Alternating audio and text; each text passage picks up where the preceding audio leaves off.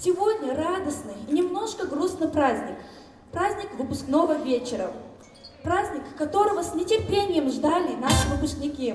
Экзамены и зачеты позади, впереди карьера и новые достижения. Выпускной бал вчерашних студентов Сунжинского колледжа управления и новых технологий проходит весело, под песни и танцы. Дипломы ребятам вручают в торжественной обстановке.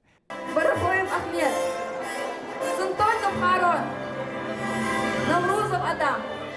Фармацевты, юристы, экономисты, учителя начальных классов, специалисты земельно-имущественных отношений. Всего 160 выпускников, из них 18 получили красные дипломы. Отличилась среди однокурсников и Фариза Гиреева. Она 4 года училась на фармацевта. Дальнейшие планы у девушки амбициозные. Я бы хотела создать некую такую сеть аптек, которая занималась бы благотворительностью. Я к этому стремлюсь в основном.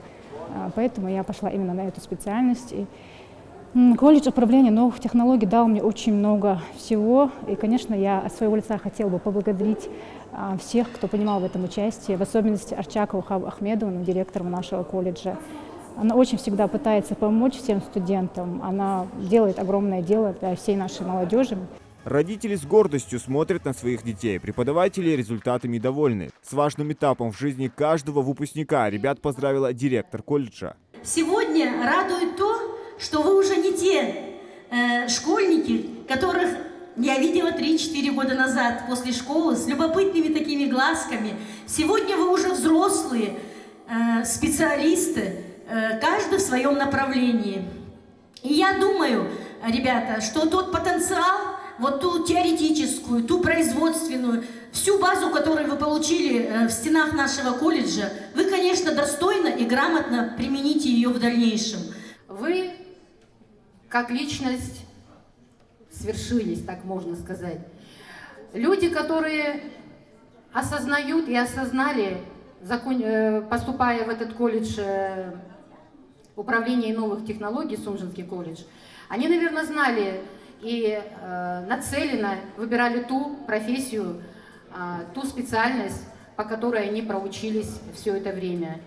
Конечно, на этом учеба не заканчивается. Вы можете, имеете такую возможность учиться дальше. Вообще, человеку свойственно учиться всю жизнь.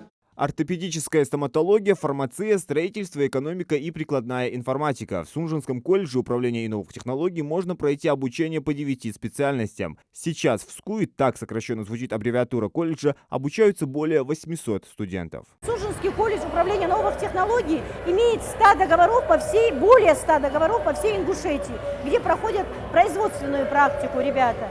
Теоретическая база — это, конечно, здорово, но практические навыки и умения — это всегда тоже большой, огромный плюс.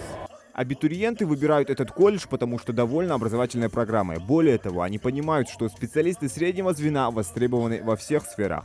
К слову, для желающих прием документов в колледж уже начался и продлится вплоть до конца августа. Зелимхан Калоев, Рамзан Зурабов, Новости 24.